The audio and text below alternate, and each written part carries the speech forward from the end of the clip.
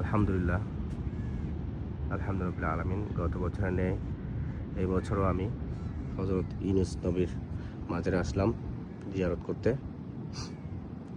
আপনারা ইউনূস নবীর ঘটনা জানেন। মাছের পেটে যাওয়ার পরে দোয়া ইউনূস পড়ার পরে তো এই জায়গাতেই মাছ থেকে আবার বের হয়। আমরা ইনশাআল্লাহ একটু ভিতরে যাব।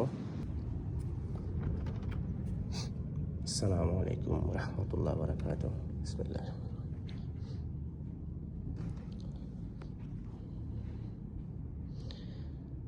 এটা হচ্ছে ইউনূস নবীর মাজার। সবাই তো আর আসতে পারতেছে না। আলহামদুলিল্লাহ, আলহামদুলিল্লাহ আলামিন। আল্লাহ তাআলা এই পর্যন্ত আমাকে 4-5 বার আসার মতো সুযোগ করে দিয়েছে। পছন্দের তালিকার মধ্যে হযরত ইউনূস আলাইহিস সালাম আমার পছন্দের একজন নবী।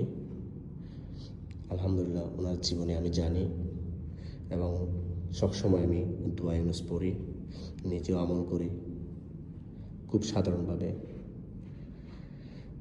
আমাদের নবীর জীবন, ওরা খুব সাধারণভাবে জীবনযাপন করে। এই জায়গাটা আমার অনেক ভালো লাগে। ইউনূস নবীর মাজার আসলে আমার অনেক ভালো লাগে, অনেক শান্তি লাগে, অনেক পছন্দদায়ক একটা জায়গা। এখানে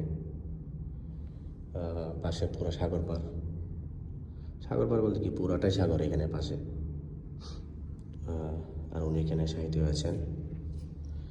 আল্লাহর নবী যে যেখানে আছে সেখানে জিন্দা, তবে ওনারা ওনাদের মতো জিন্দা। যারা আসতে পারেন না তাদেরকে আসার আল্লাহ তৌফিক দান করুক।